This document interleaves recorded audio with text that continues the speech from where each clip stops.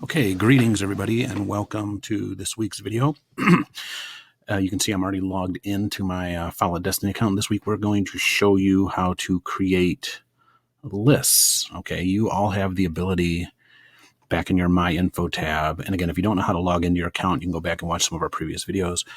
You all have the ability to have a list. You all have a default My Personal list. That's the default list. That's there no matter what happens or what you do, but you have the ability to keep to add any lists that you want. You can name them anything you want. You can put as many in there. You can put and you can upload a description.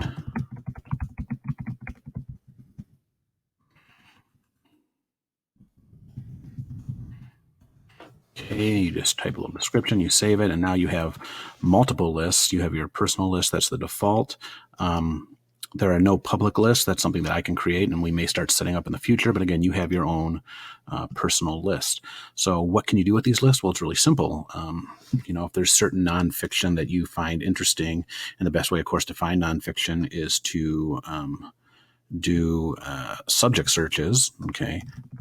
All right. So if I click subject search after searching for football, and the way you find nonfiction, our books are broken up into various categories: fiction, biography, short story collections. Well, anything with the F is fiction, so that means it's made up.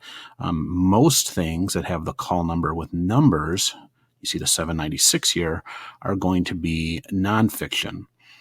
So if I start wanting to put together a nonfiction list of stuff I want to look at, so if you want to suffer and read about the history of the Detroit Lions, you can see now I have my personal list, which is the default, but I also have my nonfiction list. I can add this title to this list, and then it's there, and I don't have to worry about going back and doing searches. So again, and there are some other nonfiction titles that are related to football. Okay, here's one, The Blind Side, which was made into a famous movie. You get your little description.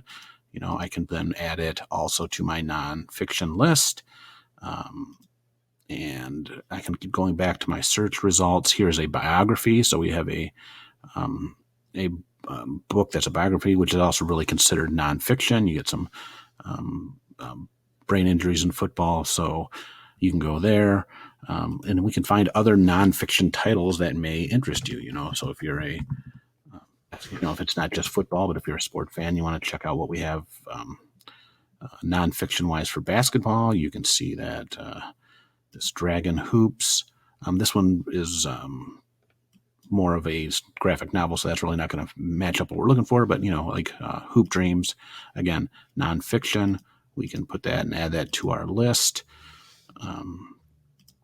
And again, it doesn't just have to be sports, but any sort of things that's nonfiction that sort of catches your eye. And so then when you go back to your info, you can see I have my list, and now I've started collecting some nonfiction titles that I have. And once I start adding a list, I no longer have to keep going and doing searches all the time. I can start then, making requests. Of course, we know from previous videos, we click the hold it button.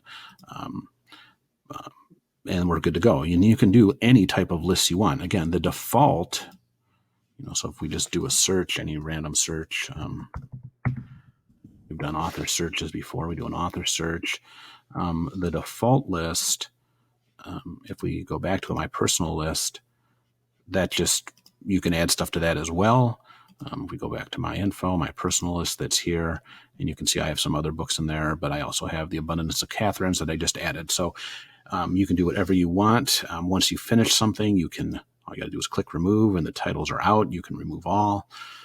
There is a citation tool. It's not that great. There's better citation tools out there, but it does give you all of the important information. So if you do have to cite sources, the info's there, but as far as putting in the correct form is not there. But that is a tool that's offered there.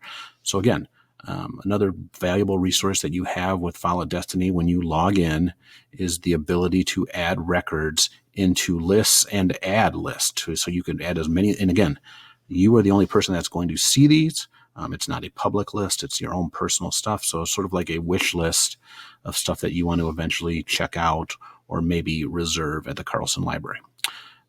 Again, as always, if you have any questions, feel free to drop me an email. I'll be happy to answer anything you have, and keep your eyes open this month as we are going to start taking author and title requests from you, the students of Carlson High School and staff, of books and titles you want to see added to the Carlson Library.